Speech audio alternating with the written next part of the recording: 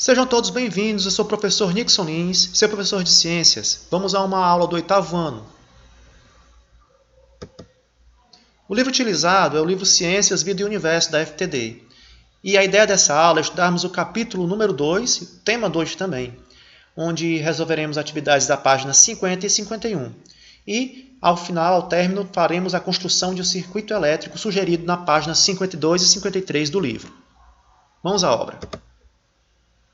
Primeira questão.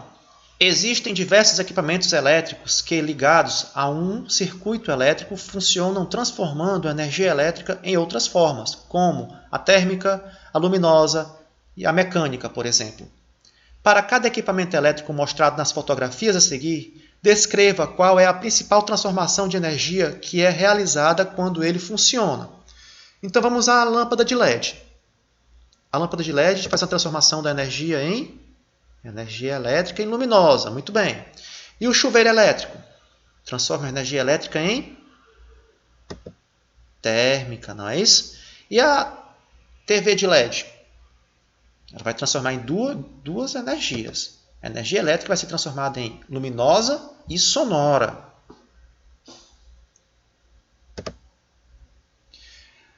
E o aparelho de som? Isso, energia sonora. Já o ferro elétrico transforma a energia elétrica em energia térmica. Vamos à segunda questão. Compare os dois circuitos elétricos a seguir. Depois responda as questões. Estamos observando o circuito 1, circuito mais simples, que inclusive você pode fazer um desses em casa. E esse outro um circuito mais elaborado. Item A. Relacione cada elemento indicado no circuito 1 a um dos elementos indicados no circuito 2. Vamos começar pelo gerador elétrico. Nós temos o gerador elétrico, que na verdade ele está mais aqui, no circuito 2, esse aqui, e a pilha, que é o gerador elétrico desse circuito mais simples, responsáveis por transformar essa energia.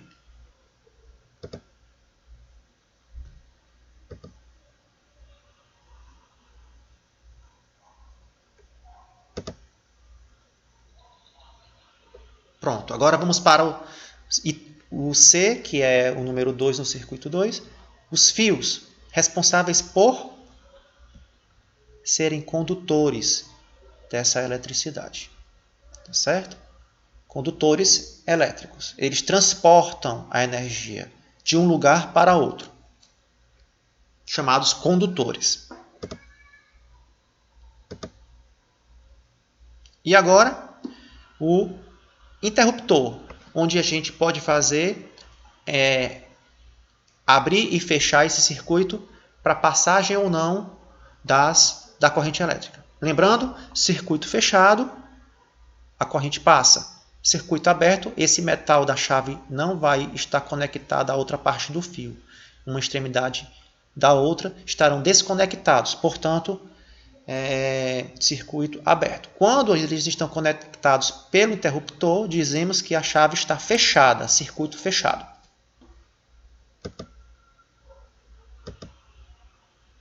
E, finalmente, equipamento elétrico, no caso, as lâmpadas ou aqui o monitor do computador e até mesmo a lâmpada do abajur. Do que se trata o circuito 2? Vejamos. Da produção da energia elétrica por uma hidrelétrica e a sua distribuição até as residências, para posterior utilização nos equipamentos elétricos. Se você está me ouvindo nesse momento, é porque esse processo de geração, condução da energia e a chegada dela até a sua residência na utilização do seu eletroeletrônico e o seu eletrodoméstico aconteceu.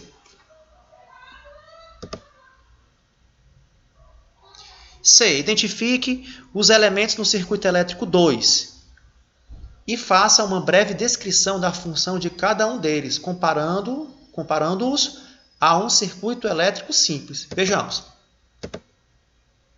A usina hidrelétrica 1 é a fonte de energia elétrica, representada pela bateria no circuito acima. Os fios 2 são feitos de materiais condutores. Como no circuito nós temos o fio mais simples, mais fino, um diâmetro diferente do que é utilizado para transmitir essa eletricidade pelas redes de transmissão elétrica. Os interruptores 3, que você observa aqui, por exemplo, possibilitam abrir e fechar um circuito elétrico. E, no exemplo, a lâmpada 4 transforma a energia elétrica em energia luminosa e também térmica, que há uma dispersão do calor nesse momento. Terceira questão, página 51.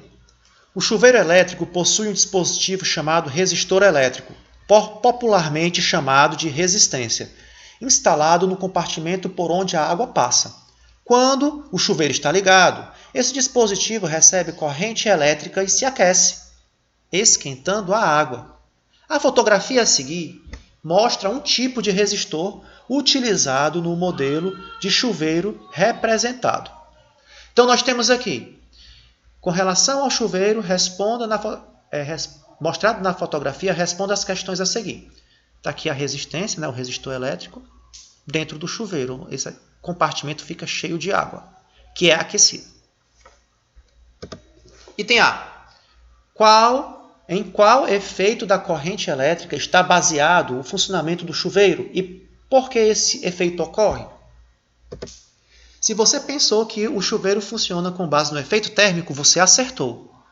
Então, a corrente elétrica ela passa, sofre a resistência naquela região e aquece a água. Esse efeito ocorre porque todo condutor oferece uma resistência, alguns mais, outros menos, a passagem da corrente elétrica em uma estrutura. É tanto que o aquecimento de certos materiais pode acontecer e causar até choques elétricos e incêndios. Quando um fio que foi projetado para evitar esse aquecimento, ele se sobrecarrega. Agora vamos ver o item B. As peças metálicas similares às molas no interior do chuveiro, que eu mostrei para vocês, essas aqui, são resistências. Quando a chave seletora do chuveiro está na posição quente, as 3 resistências estão funcionando e a água sai quente. Quando a chave está na posição morna, somente 2 resistências funcionam e quando na posição fria, nenhuma resistência é ligada. Explique qual é a relação entre as resistências e a temperatura da água. Pense um pouco.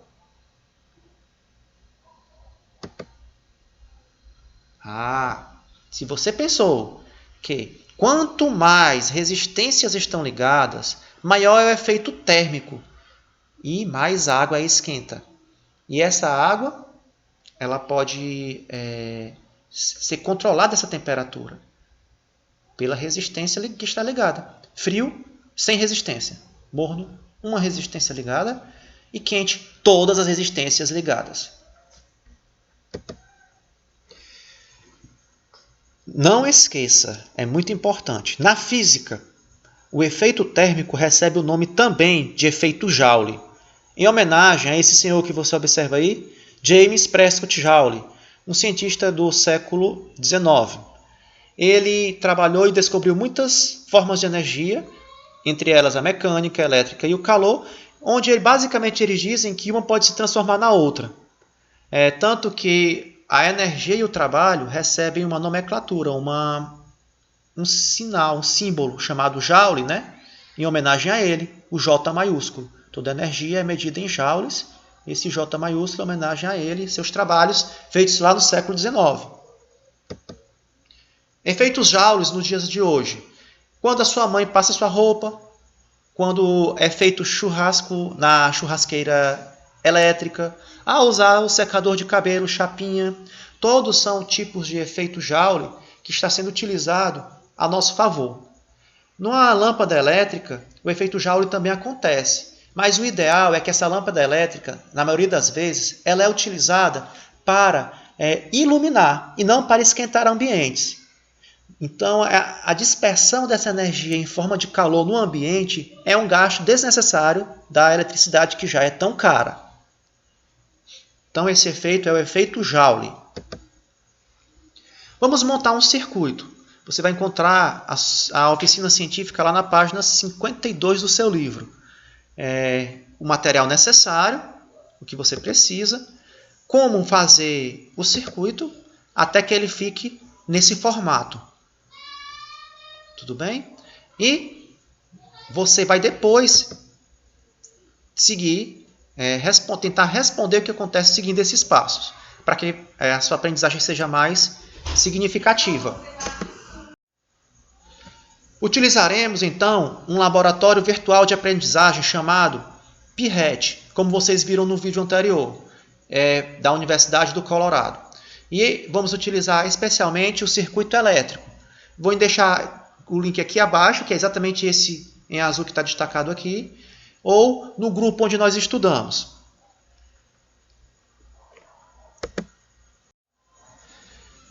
Muito bem, esse é o nosso laboratório virtual. E aqui eu vou pegar os fios para a gente conseguir montar o nosso circuito elétrico. Conectar aqui duas baterias, uma a outra. Fazer semelhante ao esquema lá visto no nosso livro de ciências. Esses fios, você numa situação real descascam esses fios, que podem ser reaproveitados de material eletrônico que seria descartado. E aí vocês fazem a conexão, juntando um fio no outro. Então eu vou pegar aqui uma lâmpada, certo? Então vou conectar essa lâmpada aqui.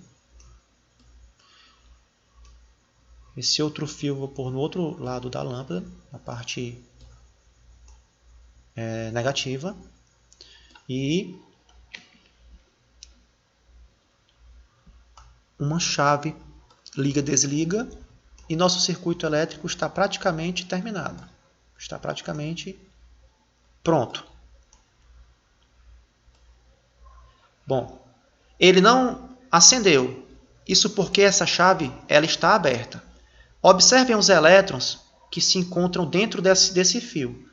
Como eles estão parados, no caso das ligações metálicas, eles têm um excesso de elétrons e eles não estão em movimento. Mas ao fechar o circuito, a lâmpada acende.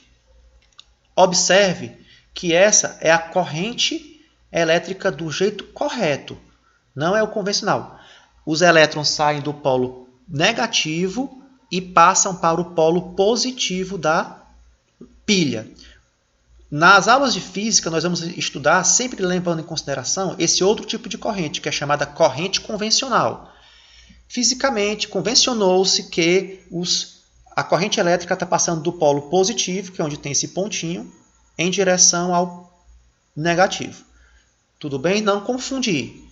Corrente convencional sai do positivo em direção ao negativo. Corrente elétrica real, ela sai do negativo em direção ao positivo, fazendo sentido, já que são os elétrons que se movem. Muito bem. Nós já vimos um voltímetro, que é um aparelho utilizado para medir tensão. Então, suponhamos que eu utilize essa lâmpada e eu acrescentei aqui uma tensão superior. Beleza, coloquei isso aqui. Ao todo, como tem duas lâmpadas, eu quero saber qual que é a tensão que está nesse momento ali. Eu pego o preto, a caneta preta, ponho no polo negativo e a caneta vermelha ponho no polo positivo. 29 volts e meio. Ótimo. Nós sabemos qual que é a tensão agora. Essa tensão chamada também de voltagem. Mas para nós, tensão ou diferença de potencial. Vamos pegar agora esse amperímetro, que mede, amperímetros medem o quê? Medem corrente elétrica. Vamos ver qual que a corrente elétrica está aplicada ali. Veja, a corrente elétrica ela é de 2,95 e, observando aqui na lâmpada, ela está exatamente 2,95. Bom, vou abrir aqui o circuito e vamos fazer uma simulação do que aconteceria se a gente colocar uma tensão muito elevada, semelhante ao que fizemos na aula passada. Né? Aumentando aqui a tensão. Ela causou um dano no gerador.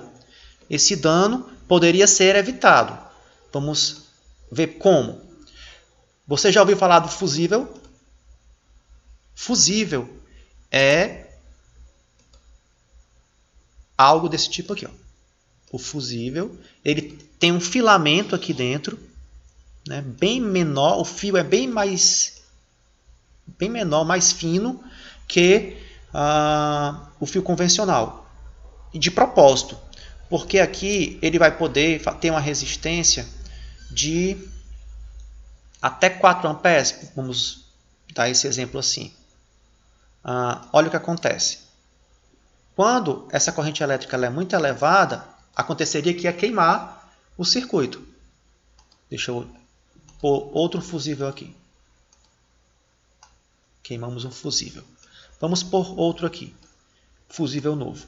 E eu vou ajustar a tensão. Desculpa. O nome disso é simulador. É fazendo e aprendendo. Tá certo?